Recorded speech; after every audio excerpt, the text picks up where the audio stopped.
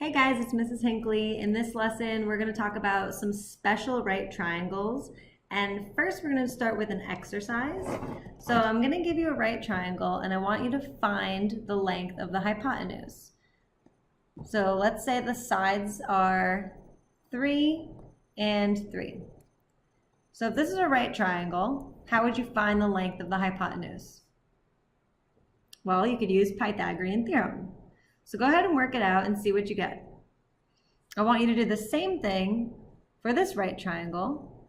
Let's say a right triangle with side lengths 7 and 7. Find the length of the hypotenuse. Okay, I'm going to ask you to do the same exercise for one more triangle.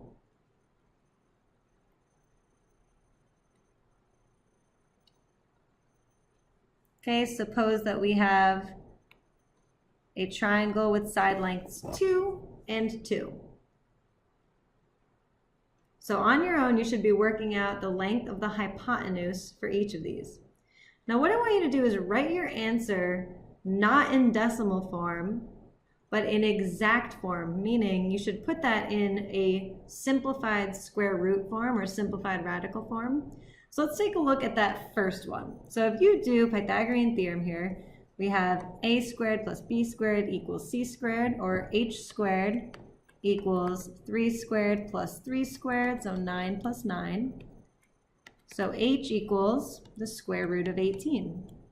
If you simplify the square root of 18, break it down by 9 and 2, and you get the length of the hypotenuse is 3 square root of 2. Okay, let's take a look at our second triangle. So using Pythagorean theorem, we're going to take a squared plus b squared equals c squared. So h squared equals 7 squared plus 7 squared. Okay, do that sum and then take that square root. So you have the square root of 98, but we want to simplify that. So break it down. So 98 is divisible by 49 actually, twice. So you could break it down into 49 and 2. So if it's the square root of 49 times the square root of 2, we get 7 root 2. So the length of this hypotenuse is 7 root 2. Okay, let's look at this last one.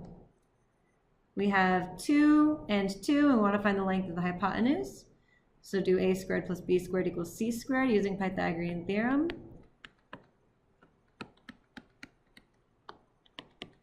Take the square root, and you can break down the square root of 8 into 4 and 2, and you end up getting 2 root 2.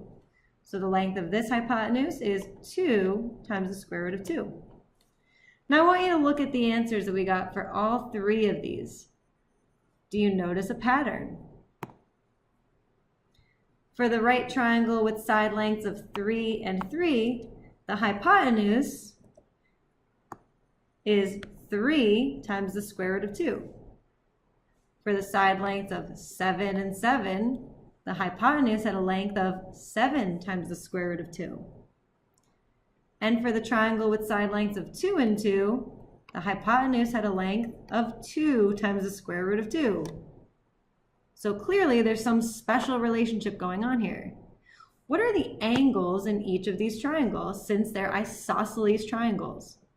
All three of these are isosceles triangles, so what would the angle be? The angle in each of these triangles is 45 degrees. So for any isosceles right triangle, we call that a 45-45-90 triangle. And here's the general pattern for that. So for any value of the leg, which we would call x, the hypotenuse is always that value multiplied by the square root of 2. It's as simple as that. So this is the pattern for what we would call a 45-45-90 triangle. For each leg, x, the hypotenuse is x times the square root of 2. Okay, so without doing another discovery or an example, I'm going to tell you there's another special right triangle, Other than a 45, 45, 90, we also have a 30, 60, 90 right triangle that also has a really interesting pattern. So for any right triangle that has the values of the angle measures 30, 60, and 90, this is always going to be the pattern. You will have the short leg, the shorter leg, which is across from the 30-degree angle. That's going to be your x. The hypotenuse for any 30, 60, 90 will always be 2 times x. And then the longer leg of the 30, 60, 90, which always happens to be across from the 60-degree angle, that will be this x value multiplied by the square root of 3. So that would be the pattern that works for every single 30, 60, 90 right triangle.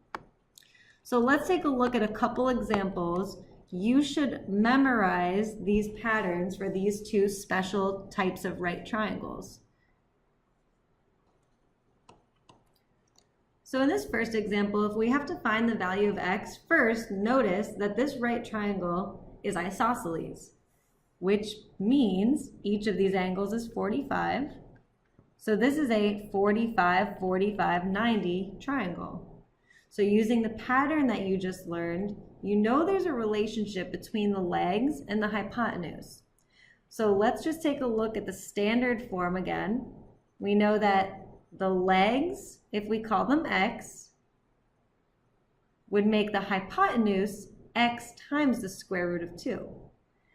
So let's go ahead and set the hypotenuse equal to x times the square root of 2.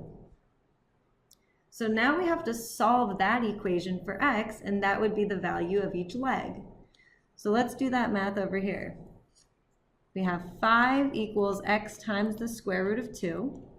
Divide both sides by the square root of 2. And so x equals 5 divided by root 2. Now this is technically not simplified. It's not rationalized. So what we're going to do is rationalize that by multiplying the numerator and denominator by the square root of 2. And that will give us 5 times root 2 over 2. That would be the simplified answer.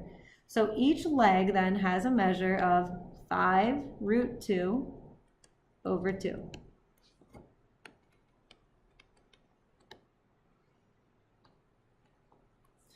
All right, let's take a look at another example. So in this triangle, this is not a 45, 45, 90. This is a 30, 60, 90 right triangle. So here, we're going to use the pattern to basically unveil what are T and S without having to do too much work. We're just going to use the pattern. So again, let me remind you what that is.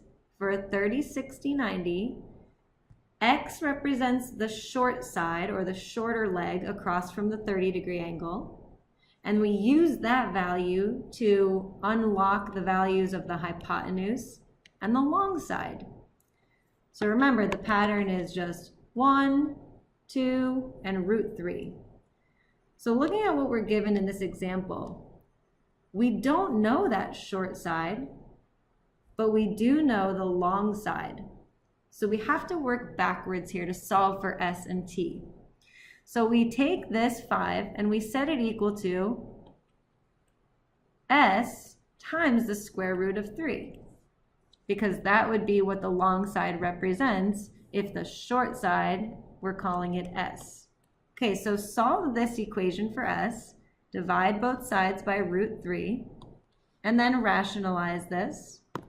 So there you go, we have the value of S. It's 5 root 3 over 3. And to get the length of the hypotenuse, or T, now that we know the short side, all you have to do is double it. Because remember, using the pattern, the hypotenuse will always just be double the length of the short side. So we just take that value and we multiply by 2.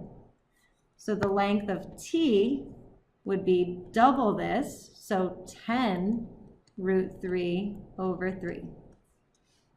So the value of S is 5 root 3 over 3. and the value of t is 10 root 3 over 3. All right, guys, that was it for this short lesson on special right triangles. We will certainly practice this more in class, but I hope you enjoyed the video. Thank you for watching.